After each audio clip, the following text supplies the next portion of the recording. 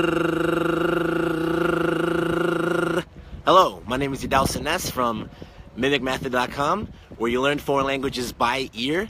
We focus on pronunciation and accent training, and as you can see from the beginning of this video, I can roll my R's. I can roll my tongue for that R sound. I can do it forever, right?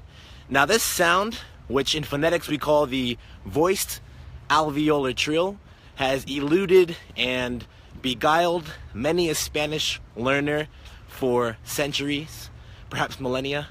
And in this video, I want to tell you the story about how I came to learn it, because for most of my existence on this planet, I was not able to make this sound. But I learned, and so can you. If you're trying to learn this sound or any other sound, this is what we do at the Mimic Method. So if you enjoy this story, please, I ask that you share. If you have a friend who's struggling with the sound, the Spanish R as they call it, send them this video. And here's the story. So I first learned Spanish in Mexico when I was about 17, 18 years old. And for whatever reason, I chose the Spanish name for Enrique, right? Enrique, like Enrique Iglesias, right? And I would go and meet people in Mexico and I'd say, ¿Cómo te llamas? I'd say, Enrique. ¿Qué? Enrique. ¿Mande? And Enrique. I'm like, yeah, that's my name. Got it.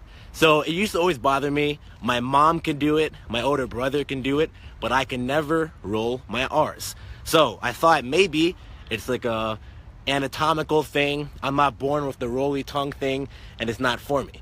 However, I kept trying. I kept fooling around. I got better at certain sounds, but I could never get this sound. Then about a year after I left Mexico, I was already pretty confident in the language. One day, I'm just singing a song, one of the many songs I learned in Mexico. It's called Cielito Lindo. I'm sure many of you know it. And then the chorus goes, ay, ay, ay, ay, canta y no llores. And then at that moment, I was moving boxes at a job I was working at, and I just rolled my R for the first time. It was a very, very, nascent, very small sound, but I got it. My tongue vibrated on its own, and I was so elated that I jumped up and tapped my feet like this twice. Like, tapped it twice in the air. One of the biggest highlights of my life so far, and I was very excited. And what's this whole point of this story? The point is that with enough practice, you can get any speech sound. So I'm gonna give you guys a quick little tutorial on how you make the sound and how I learned it. Step one, you need to master the single R sound, what's called the voiced alveolar tap, right? And you might want to start actually voiceless, like this. Ara, iri, uru, ere, oro. Now, a lot of people are not able to do that sound, and the best way to figure it out is to start with a really fast D sound, like in dog, right? Dog, dinner, Aiden, Ada. All right, this sound is called the voiced alveolar stop, made with the tip of the tongue against the gum line like this. Da, da, da, da. Do that sound as fast as you can. Da, da, da, da, da, da, da, da, da, da, da, da, da, da, da, da, da. Now I can do it very fast because I've spent countless hours of my life wasted doing this sound over and over again so I can get it right. But if you can build that speed up a lot, eventually what happens is your tongue starts to develop looseness, a dexterity and looseness that's needed for you to eventually trill it. But first, have that really fast D, and that will evolve into what's called the alveolar tap. Then you want to try to coordinate blowing air over the tip of your tongue while you do it. Air from your stomach, a little pulsation. And it helps to deactivate your voice and make it voiceless. And eventually, with enough doing this, your tongue starts to vibrate. Now, an important distinction you need to know about this trill sound, the alveolar trill. It's made not by you contracting your tongue very fast with your tongue muscles. It's made by airflow being directed over the top of the tongue to such an extent that it vibrates on its own. The same way where if you hold a piece of paper out of a car window while you're driving fast, it starts to vibrate.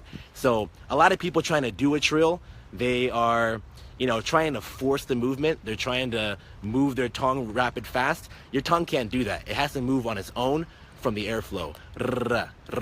Now, at first, people get it. They get the voiceless version like this. Next step is to coordinate it with your voice. You go,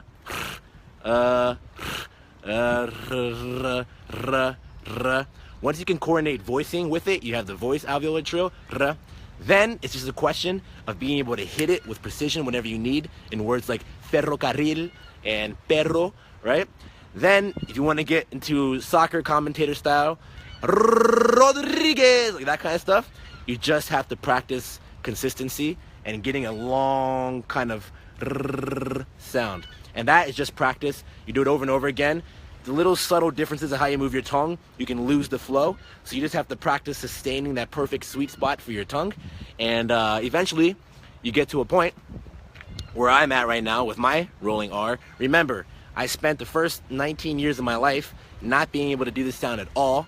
And now I can do Flight of the Bumblebees.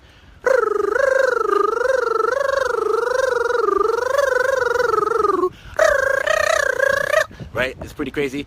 I hope you guys enjoyed that video.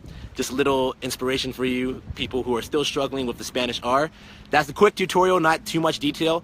If you want to learn more, check out our website, mimicmethod.com. We have courses on this stuff. If you enjoyed this video, please share it, please like it, please engage it, and please stay tuned for the next live video from mimicmethod.com. Thanks.